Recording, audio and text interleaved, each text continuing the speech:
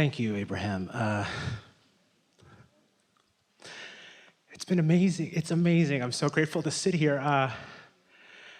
You sort of exploded into that moment. There was something about what just happened that got your juices flowing. Let's talk about it. So I've been meditating regularly. I found you and been listening like nonstop on YouTube. It's amazing to see you moving. It's not a photo of a landscape. And I'm so thankful because I know that with my gratitude, so much more is coming in. And yeah.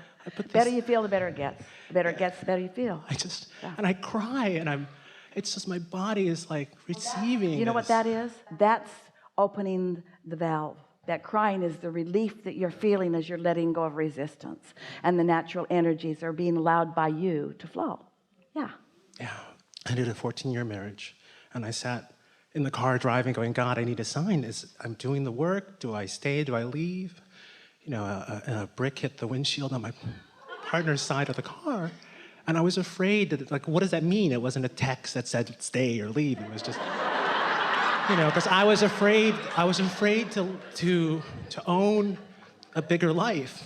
And now I am. And, you know, I put all these things on my vision board, and a bunch of them happened so quickly in my mind that I thought was so quick. Yeah. And they were like... A vision board's a sneaky way to let things happen because it feels like it's a game. And when you put things on it, it causes you to focus upon what you want, and then the universe kicks into high gear. And because you thought it was a game, you let them in. And then when you find the vision board buried behind the coats in the closet and you say, holy cow, everything on this vision board has happened. I was picking up pieces that fell off. I'm like, oh my God, that happened. Oh my God. And I got this, and here's this thing. So I want to stay in gratitude, this thing. And so from what you've heard, you came with some things going on, and then you listened intently as we've been talking here. And so at this moment in time, where do you want this conversation to go? In other words, where are you, and what do you want to profess from your now point of knowing?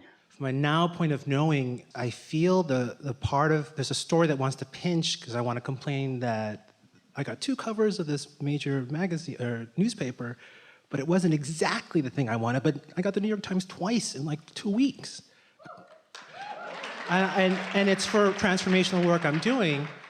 And I'm also a comedian, and I wanted it to be like Tonight Show, you know.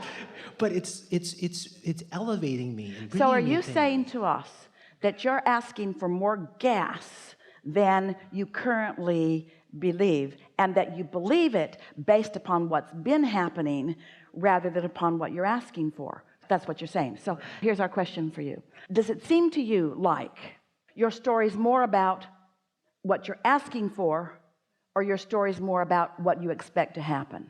It's a big question we're asking all of you. The reason we ask is because when you explain some of the things that did happen, and then you sort of sheepishly say, but it wasn't quite enough, I wanted more than that. I'm ashamed to want more, and so say that now. That's what we want to hear from you. Well, we didn't mean to upset you. But I see the part of me that's shaming myself. That's like what I grew up with. Like, you should be thankful you have feet. You should be thankful you have water. My parents came from poverty in the Philippines, so I'm like, I should be thankful I have a view. I have 21 tennis courts. I've got all this abundance, and I live a comfortable life. I'm doing things that I love to do, and I want more, but I feel like I should just be happy and shut up. So let's talk about this. We're going to ask you to answer the question as best you can from the viewpoint of your inner being. And we're going to speak as an outside voice, and you're going to speak as someone in your physical form, but speaking from the perspective of your inner being. So connected to that coming through my So you sort of have the sense of what this conversation is about. Did you come into this physical body to maintain the status quo or to create beyond what is? Way beyond. Did you come to regurgitate what other generations had created, or did you come to be a new generation? Yep, new generation. Did you come to rendezvous with the thoughts of your ancestors, or to rendezvous with the thoughts of your current co-creative partners? Yeah, co-creative partners. Did you come into this physical experience understanding that what was already there would incite within you awareness of improvement, or did you expect your involvement in what is to make you want to hold back from improvement? Did you expect this life experience to cause you to have thoughts of expansion or to have thoughts of holding back? Expansion. Now, you're speaking this from your physical perspective, but it certainly is what your inner being knows. When you came into this physical body, did you feel invincible or timid? In the body, I felt timid, but there's a part of... We're not talking to your body. We're asking you to look at it as best you can. We want you to extrapolate from what you know about your inner being to find these answers. Yeah, infinite. Did you expect when you came into this physical body to feel invincible or to feel timid? Invincible. When you came into this physical body, did you know your worthiness or did you come to prove it? Came to prove it. Right. Right. There's this conversation. What does your inner being say to you about it? Right. And what does, when you say I came to prove it, what does that feel like in your belly? I came to prove it? No, I came to live it. I came to be it. I came because I am it. And I came to live some diminishment in order to know that diminishment is not my path. I came as a leader of my people and lots of people's. I came to thrive, to teach through the clarity of my own example. I didn't come to cower and suffer and join the ranks of those who don't know. I came to thrive and prosper and be among the ranks of those who do know. I came to test the boundaries of the universe. I came to ask non-physical energy to flow in the direction of what I choose. That's how worthy I know myself to be. Yeah. So it's no wonder that when you come across a thought that I should not light up a fire feature, I shouldn't do it, that's asking a lot. It's 20 feet long and the flames are this high. It's like Disneyland. Not really. It's just so beautiful and it wastes gas. Nobody's cooking over it.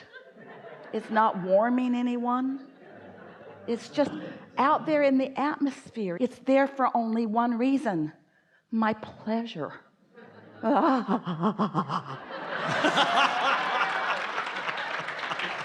I dare ask the universe to provide for me for my pleasure?